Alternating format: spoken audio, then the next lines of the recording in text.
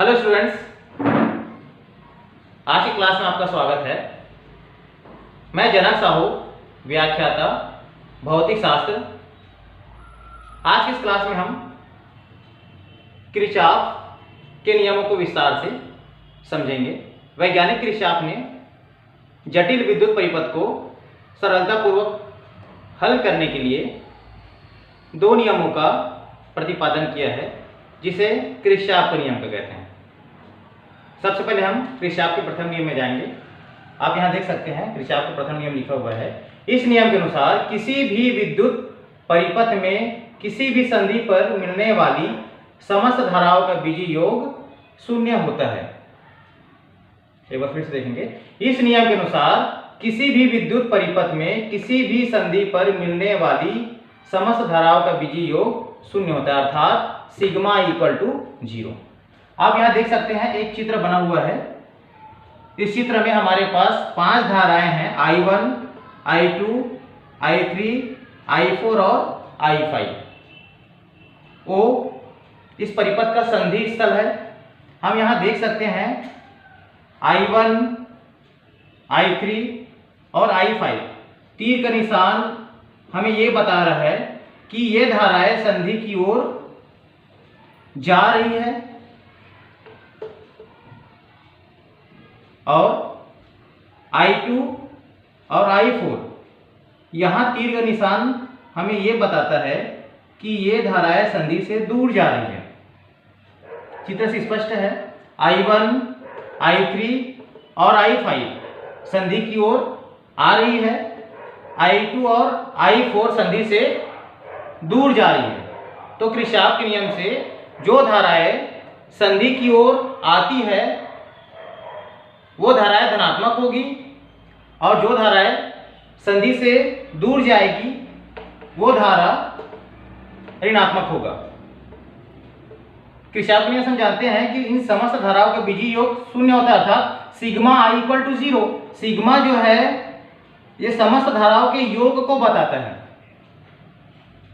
तो हमारे पास देख सकते हैं स्टूडेंट्स, हमारे पास 5 धाराएं हैं, जिसमें I1, I3 और I5 संधि की ओर आ रही है, I2 और I4 संधि से दूर जा रही है। तो इसको हम लोग मैथमेटिकल रूप में सॉल्व करेंगे। I1 जो कि ये संधि की ओर आ रही है इसलिए धनात्मक होगा, फिर प्लस I3, फिर प्लस I5, ये तीनों धाराएं धनात्मक होगी। लेकिन I2 और I4 संधि से दूर जा रही इसलिए ये दोनों धाराएं ऋणात्मक होगी। I2 माइनस ये होगा I4 इक्वल टू 0, क्योंकि इन समस्त धाराओं का बीजीय योग शून्य होता है। अब जो धारा ऋणात्मक है वो बराबर के उस तरफ चली जाएगी, तो I1 plus I3 plus I5 equal to I2 plus I4। आप देख सकते हैं I1, I3 और I5 ये संधि की ओर आने वाली धाराएं हैं, I2 और I4 संधि से दूर जाने वाली धाराएं हैं। तो अगर हम इसको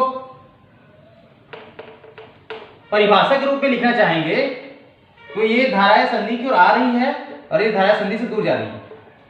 संधि की ओर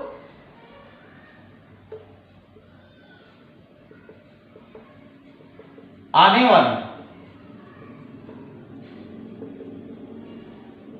धाराओं का योगफल बराबर संधि से दूर जाने वाली धाराओं का योगफल। ठीक है, ये जो हम धाराएं जो निकाले हैं I1 plus I3 plus I5, ये बताती है कि ये धाराएं संधि की ओर आ रही है और I2 और I4 जो संधि से दूर जा रही है। तो इसका मतलब हुआ संधि की ओर आने वाली धाराओं का योगफल बराबर संधि से दूर जाने वाली धाराओं का योगफल। इसे हम बोलते हैं किरचॉफ का प्रथम नियम। किरचॉफ का प्रथम नियम जो है वो आवेश संरक्षण के नियम पर आधारित है, और इसे हम धारा का नियम भी कहते हैं। इसके बाद हम जाएंगे आगे किरचॉफ का द्वितीय नियम। आप देख सकते हैं यहाँ पे किरचॉफ के द्वितीय नियम का परिभाषा लिखा हुआ है, किसी विद्युत परिपथ के किसी बंद जाल या पास के विभिन्न भागों में प्रवाहित होने वाली धाराओं एवं संगत प्रतिरोधों के गुणनफलों का बीजीय योग उस परिपथ में उपस्थित कुल विद्युत वाहक बलों के बीजगणितीय योग के बराबर होता है। अर्थात द्वितीय नियम में क्या होगा, बंद जाल रहेगा और उस बंद जाल में धारा और प्रतिरोध का पहले गुणनफल होगा, फिर बाद में उसका योगफल होगा, वो बराबर होगा उसी परिपथ में उपस्थित विद्युत वाहक बलों के योगफल के बराबर होगा। जैसे हम लोग यहां पर लिखे हैं sigma I R equal to sigma E. I इस परिपथ में बहने वाली धारा है, आर इस परिपथ का प्रतिरोध है और ई जो है विद्युत वाहक बल है। सिग्मा फिर से ये योगफल को बताता है। तो द्वितीय नियम के हमारे पास चित्र बना हुआ है, इसमें हमारे पास दो बंद लूप हैं, ए डी सी बी ए और दूसरा है C D E F C. तो हमारे पास दो बंद जाल है। पहला बंद जाल है ए डी सी बी ए, दूसरा है C D E F C. ठीक है, तो सबसे पहले हम जाएंगे पहले बंद जाल में ए डी सी बी ए में किरचॉफ के द्वितीय नियम से। तो परिभाषा के अनुसार यहां धारा और प्रतिरोध का आपस में गुणनफल होगा, फिर बाद में उसका योगफल होगा। तो सबसे पहले हम ए से डी की ओर जाएंगे, यहां पर खाली है। अब डी से सी की ओर जाएंगे, यहां पर हमारे पास धारा है I2 और प्रतिरोध है R2। तो ये होगा I2 R2। अब यहां पर हम जा रहे हैं डी से सी की ओर, लेकिन ये तीर का निशान बताता है कि धारा जो है वो सी से डी की ओर आ रहा है, इसलिए ये ऋणात्मक हो जाएगा। साथ में यहां पर विद्युत वाहक बल है हमारे पास E2। तो हम जा रहे हैं डी से सी की ओर और यहां पर विद्युत वाहक बल के हम उसके लिए बैटरी को देखते हैं, यहां पर प्लस से माइनस बता रहा है। तो प्लस से माइनस की ओर जाने पर विद्युत वाहक बल जो है वो ऋणात्मक होगा, अर्थात E2 जो है वो ऋणात्मक हो जाएगा। ठीक है, कभी भी हम प्लस से माइनस की ओर जाएंगे तो विद्युत वाहक बल जो है वो ऋणात्मक होगा।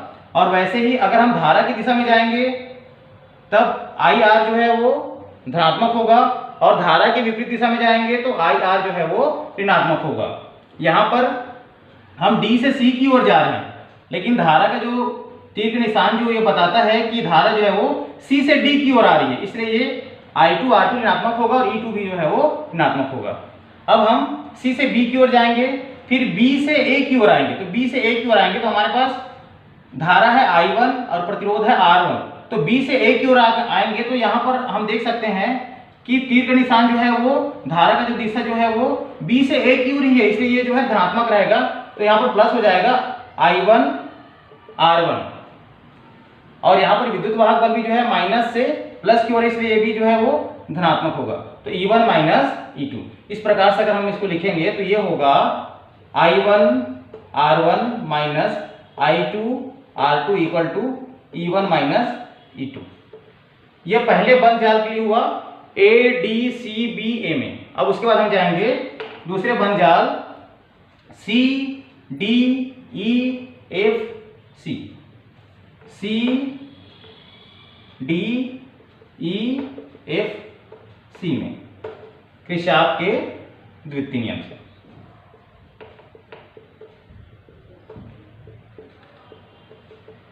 तो अब C से D की ओर जाएंगे तो यहाँ पर हमारे पास विद्युत वाहक बल जो है वो ये बता रहा है कि माइनस से प्लस की ओर, इसलिए E2 धनात्मक होगा और धारा का भी दिशा जो है वो C से D की ओर है, इसलिए I2 भी जो है वो धनात्मक होगा। तो I2 R2 यहाँ थोड़ा गैप छोड़ देंगे, इक्वल टू होगा E2। अब D से E में आएंगे, फिर E से F की ओर जाएंगे तो यहाँ पर भी जो है वो धारा की दिशा आप देख सकते हैं E से F की ओर है, तो I1 प्लस I2 जो है वो धनात्मक हो जाएगा।